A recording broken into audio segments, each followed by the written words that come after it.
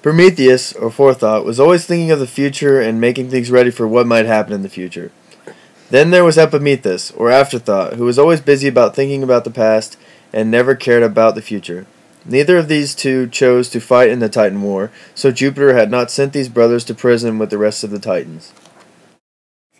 Prometheus did not care to live on the clouds on the top of the mountain, and he was making plans for the world to be wiser and better. He went to live with the men and help them because he was sad when he found out they were no longer happy, as they had been when Saturn was king. They were living in caves and holes and shivering in the cold, dying of starvation, hunted by wild beasts and one another, the most miserable of all living creatures. Go. If only they had fire. They could learn to cook and they could warm themselves. Also, they could learn to build houses. Without fire, they are worse off than the beasts. Then Prometheus went boldly to Jupiter and begged him to give fire to men. That's so they might have a little comfort through the long, dreary months of winter. Not a spark I will give. No, indeed. Why, if men had fire, they'd become just as strong as us, and they would eventually drive us out of our kingdom.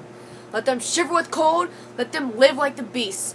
It's best for them to be poor and ignorant, so that we can live and be happy.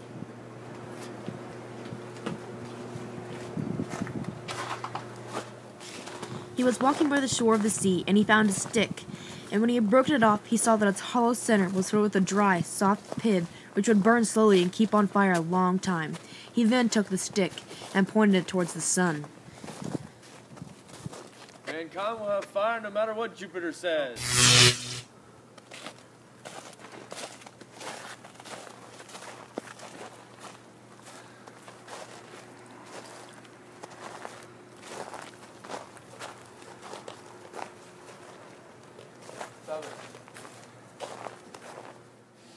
He called the shivering men from their caves and built them a fire. Soon families were gathered around the fires and happy. It was not long till they learned to cook food like men instead of beasts. They began to come out of the darkness and into the sunshine. After that, he showed them how to build houses out of wood, how to tame sheep and cattle, how to dig in the earth for copper and iron, how to melt the ore, how to make from it tools and weapons.